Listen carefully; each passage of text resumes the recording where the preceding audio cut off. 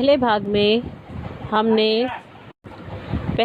में हमने देखा कि ऋत्विक नाम का एक लड़का था। वो एक गांव में रहता था।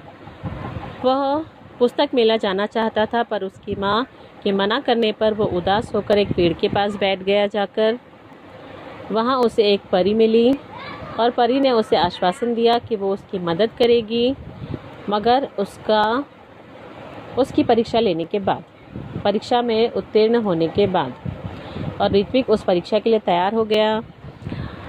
कुछ दूरी पर जाने के बाद ऋत्विक को एक पोटली मिली जो लाल रंग की थी, मखमली कपड़े की बनी हुई थी।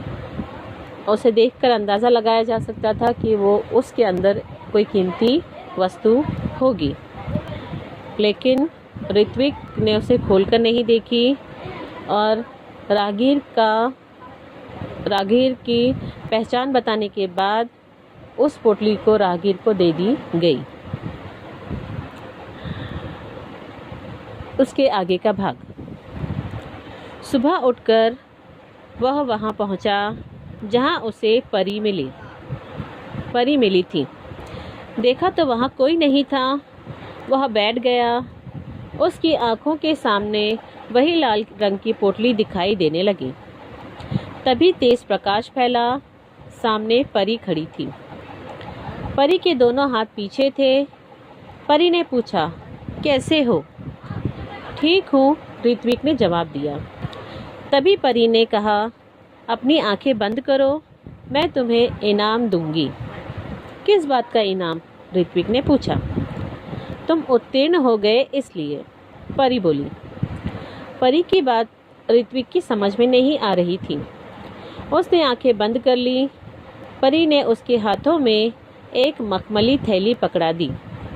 ऋत्विक ने देखा तो हैरान रह गया।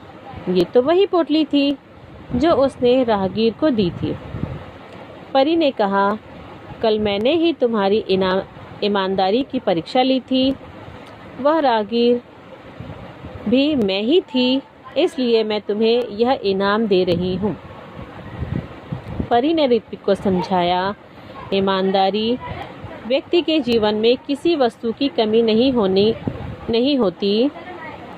जाओ, अब तुम्हें मनचाही वस्तु मिलेगी। ऋत्विक के पास शब्द नहीं थे जिनसे वह परी को धन्यवाद देता। खुशी से उसकी आंखें भर आई।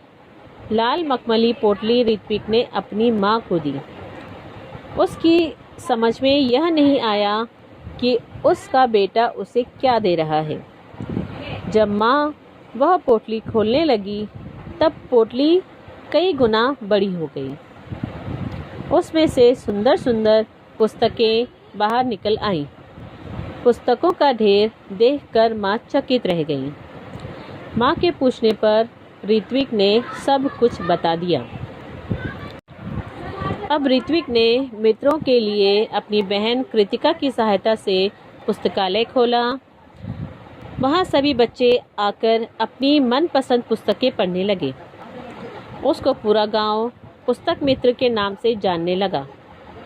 ऋत्विक ने पुस्तकालय को ही अपने जीवन का ध्येय बना लिया। उसका सारा समय पुस्तकों के बीच बीतने लगा। एक दिन पुस्तक पढ़ते पढ़ते ऋत्विक की आंख लग गई। देखता क्या है कि पुस्तकें उससे बातें करने लगी।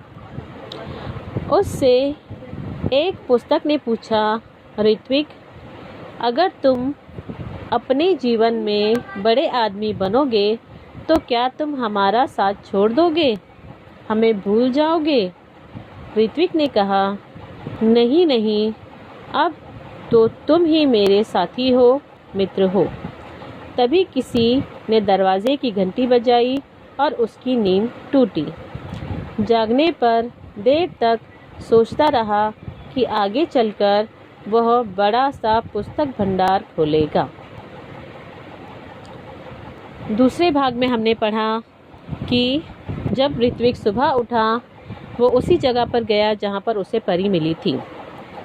उस जगह पर कोई नहीं था। वो वहाँ बैठ गया। उसकी आंखों के सामने वही लाल रंग की पोटली थी और तभी तेज प्रकाश फैला और वहाँ पर परी आ गई। परी के दोनों हाथ पीछे थे। परी ने ऋत्विक से पूछा, तुम कैसे हो? ऋत्विक ने बताया कि मैं ठीक हूँ। तभी परी ने कहा कि अब तुम अपनी आंखें बंद करो, मैं तुम्हें इनाम दूंगी। ऋत्विक हैरान था कि उसे किस चीज़ का इनाम दिया जा रहा है। परी ने बताया कि तुम अपनी परीक्षा में उत्तीर्ण हो गए हो, पास हो गए हो। ऋत्विक की कुछ समझ में नहीं आ रहा था। उसने आंखें बंद कर ली। परी ने उसके हाथों में एक मखमली थैली पकड़ा दी। ऋत्विक ने जब देखा तो वह वही लाल रंग की पोटली थी जो उसने राहगीर को दी थी। परी ने कहा कि कल मैं ही तुम्हारी ईमानदारी की परीक्षा ले रही थी और वह राहगीर भी मैं ही थी, और तुम्हारी ईमानदारी को देखते हुए ही मैंने तुम्हें ये इनाम दिया है। परी ने ऋत्विक को समझाया कि ईमानदारी व्यक्ति के जीवन में किसी वस्तु की कमी नहीं होने देती है। अब तुम्हें मनचाही वस्तु मिलेगी क्योंकि तुम ईमानदार हो। ऋत्विक के पास शब्द नहीं थे परी को धन्यवाद देने के लिए। खुशी से उसकी आंखें भर आई और वह लाल पोटली लेकर अपनी माँ के पास आया और उसने अपनी माँ को वो पोटली दे दी। माँ की समझ में नहीं आया कि इसमें क्या है और उसका बेटा उसे क्या दे रहा है। जब माँ वो पोटली खोलने लगी तब पोटली कई गुना बड़ी हो गई और उसमें से सुंदर सुंदर पुस्तकें बाहर निकलने लगी। पुस्तकों का ढेर देखकर माँ हैरान रह गई। माँ के पूछने पर ऋत्विक ने सब कुछ बता दिया। ऋत्विक ने अपनी बहन कृतिका के साथ मिलकर एक पुस्तकालय खोला अपने मित्रों के लिए। वहाँ पर सारे बच्चे इकट्ठा होने लगे और अपनी मनपसंद पुस्तकें पढ़ने लगे और पूरा गांव उन्हें पुस्तक मित्र के नाम से जानने लगा। ऋत्विक ने पुस्तकालय को ही अपना जीवन का उद्देश्य बना लिया था और सारा समय उसका सारा समय पुस्तकों के बीच में ही बीतने लगा। एक दिन पुस्तक पढ़ते पढ़ते ऋत्विक की आंख लग गई और उसने देखा कि पुस्तकें उससे बातें कर रही है। एक पुस्तक ने ऋत्विक से पूछा कि तुम जब बड़े हो जाओगे तो क्या तुम हमें भूल जाओगे, हमें छोड़ दोगे? तो ऋत्विक ने उन्हें जवाब दिया कि नहीं, मैं तुम्हें कभी नहीं भूलूंगा। तुम ही मेरे अच्छे साथी हो, सच्चे साथी हो, मेरे मित्र हो। और तभी दरवाजे की घंटी बजती है और ऋत्विक की नींद टूट जाती है। जागने के बाद वो काफ़ी देर तक सोचता रहा और उसने ये तय किया कि बड़ा होकर वो एक पुस्तक भंडार खोलेगा।